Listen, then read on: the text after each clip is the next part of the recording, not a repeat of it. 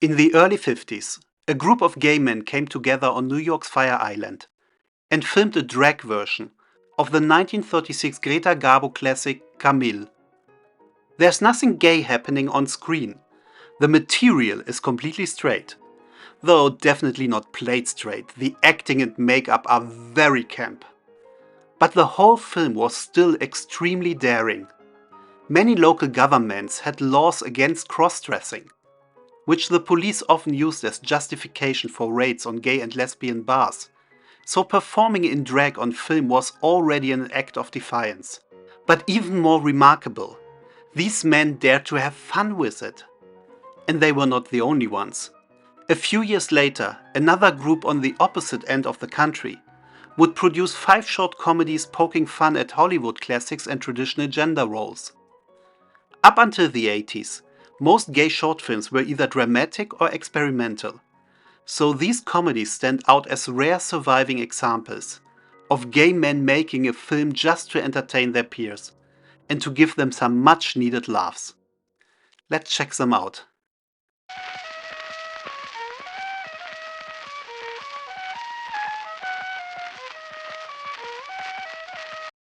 The Gay Girls Riding Club was a circle of gay men in Los Angeles who met every Sunday to brunch and sometimes ride.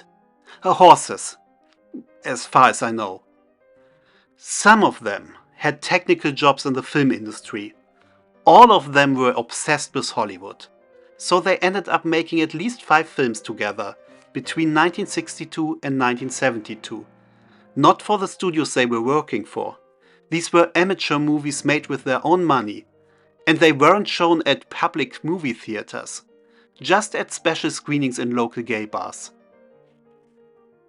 All 5 films featured drag performances and were inspired by iconic movies that usually centered larger-than-life leading ladies.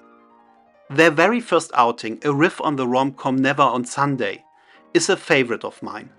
It ignores the actual plot of the original and just keeps its main character, the free-spirited Ilya, and the Greek setting, though it was clearly shot at the group's regular LA gay bar.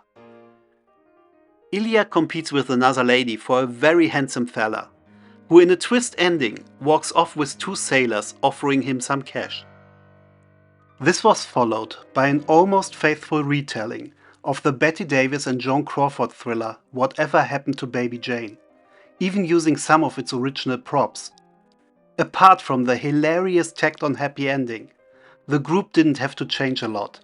Their slightly exaggerated performances were all they needed to turn the beloved cult classic into a laugh riot.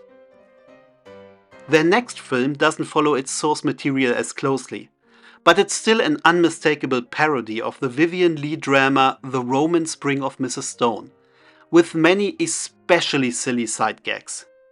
As expected, a story about an aging actress falling for a gigolo has a fair amount of hot guys and gayness. In the end, the heroine once again loses the object of her affection to another man.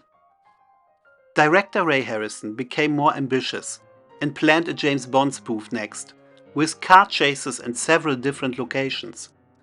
Bond movies were huge in the 60s, but they were an unusual subject for a drag parody since they lacked a compelling leading lady. Harrison solved this problem by sending the film's main character, Agent 0069, undercover as a woman. Sadly, that doesn't lead to any homoerotic entanglements with henchmen, but at least he gets to dance next to an almost naked guy at a club, with musical quartet The Four Skins playing in the background. There's also a scene set in a gay bar. It's pretty much the only one without any jokes or plot relevance, and seems to be there just to show off that bar and its many patrons. Not that I'm complaining. All Bond movies should give us a scenic tour of the local community hangouts. In 1972, the group condensed another Bette Davis classic, All About Eve, to roughly an hour. It's their only film in color and with synchronized dialogue, and with full frontal nudity, provided by D-lister Dakota, who definitely wasn't cast for his acting abilities. Oh, I'm sorry. I hope I'm not interrupting anything. I've just been working out. Oh, Not at all, darling. It even got somewhat of an official release and played at various adult movie theaters.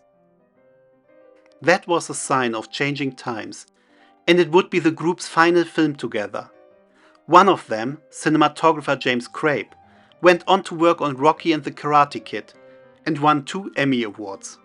The Gay Girls Writing Club's movie-obsessed camp spirit lives on, especially in the works of Charles Busch and films like The Pink Mirror and Girls Will Be Girls. Their comedies are not only important milestones in drag history, they're also an excellent way to watch a bunch of mid-century gay men just having a blast and enjoying themselves without judgment, at a time when they still had to fight to be seen at all. Sometimes you just need to look oppression straight in the eye, but not that straight, and laugh. Thank you for watching. Please like, comment and subscribe if you enjoyed it. And if you didn't, well, I hope you will still be back for my next video. We are going to a gay bathhouse together.